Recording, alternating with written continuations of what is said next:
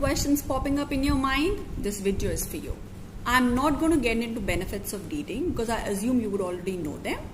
I'm going to straight away dive into certain suggestions that I have to make if you want to make your child fall in love with books. This video should be good for all parents who have kids in the age group of 6 months to 12 years. At the end of the video, I'm going to give a small demo on how to read to a child, especially in early years. So watch the entire video. All along the video, if you have any questions popping up in your mind, do write in the comment section and I'm going to answer them personally. Now, the first thing you need to do when you think of making your child a reader is to pick up a book yourself. The best way to teach a child anything is by doing it yourself. I know your work schedules might be very hectic. You might have left reading long time back, but it's high time you get it back in your life. If you don't have time to read all those fat books, why did you get hold of some magazines? Yes, these magazines are still available. You have Outlook Money, you have Femina, you have India Today. Get yourself, subscribe to some of them. Let these books start coming into your house. Let your child see you reading. It'll be much more easier for you to motivate your child to the process of reading after he sees you doing this activity yourself. Now, the second suggestion is regarding an activity on which lots of parents falter. Lots of Indian parents tend to equate reading with studying. We need to be very clear. Studying is a process of gaining knowledge through research. Reading is an activity which has to be lots of fun. Reading is an activity which has to have lots of enjoyment. It has to be a pleasurable activity. In the Indian context, I don't blame the parents as well. In our native language of Hindi, incidentally, we have the same word describing both these words. Reading and studying have a same word, which is padho. So if you have to ask your child, go read a book, you say, jao jaake padho.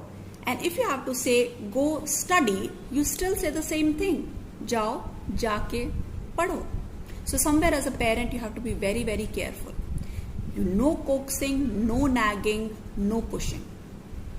If you do any of this, it's going to take away the fun element from the activity. How do we ensure that child loves this activity of reading, finds it enjoyable, finds it pleasurable? Now, the first suggestion, surround him with books of his interest. There are so many titles available out there in the market. Go to a bookstore, you'll figure it out. You want a book on vegetables, you want a book on animals, you want a book on Superman, Spider-Man, you want a book on a television series. It's just out there. If you have a slightly older kid who's hooked onto television series, you would be having a parallel book in the market. Get your hand on it. He will leave the television and he'll probably go and sit in front of the book. So number one suggestion, get hold of books of his interest. Once you've surrounded your child with books of his interest, ensure that you are a part of his entire reading process. Read to your child frequently. In fact, read to your child daily. Let these reading sessions be scheduled at a time when there is minimum interruptions. No doorbells ringing, no phone calls coming. One of my suggestions would be to do it just before the bedtime. Let these reading sessions be sacrosanct with no disturbance. Third suggestion, once you start having reading sessions with your child, have conversation with your child regarding characters of the book of the reading session. Now let me take an example here. Let's say you're reading a book on Hungry Caterpillar. So you could make references to the main character, which is that of a caterpillar, while having lunch, while having breakfast. What did caterpillar have on Monday? What did caterpillar have on Tuesday? What did he have on Wednesday? And the older kids, if you're reading a Percy Jackson with your child, you could probably casually sit and discuss the character of Percy Jackson. So many things. You probably read a book on, comets or stars or planet. Have a conversation regarding them when the child is not engaged in active reading. This way the child feels connected to the characters of the book. He starts feeling that books are an integral part of our lives, and this is what we want. Before I give a demo for the younger parents, a couple of words for the older parents as well. When your child's about 7 to 8 years of age, don't give up on the reading sessions. When your child's reading, there might be a point when he faces a difficulty level that he's not able to cross. And at that particular point of time, he might just feel demotivated and give up on reading altogether. There have been many cases where I have found that kids give up on reading because they are not able to pass from one level of reading to another. And nowadays, with so many deviations available, you have got mobile phones, tabs, it is very easy for a child to get distracted. In case there is a difficulty along the process of reading, you should be around to take him from one level to another level. So don't give up on these reading sessions at all, parents. Go on with them for as long as possible. Secondly, make visits to libraries more often. Visit book fairs, exchange books with friends. So make books a very integral part of give and take in your life. That should help a lot. Now a word for the younger parents. The first time you give a book to your child, let your child handle the book the way he wants.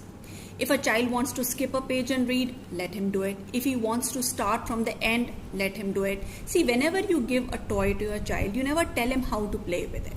You give a car, you give a doll, you give any figurine, you never tell the child this is the way to play with it. He figures it out on his own. Similarly, your child is going to figure it out that this is something on which there are various images and pictures. He will look at them and try and draw inferences on his own. Very, very casually, over a period of time, you should tell him the right way of opening a book. Then you should point to various pictures, describe those pictures and have a conversation. Just let him be free with his books. Let him develop a relationship of his own with all his books. Now let me show you how to read to your child. Now I've got a book here, Sharing a Shell.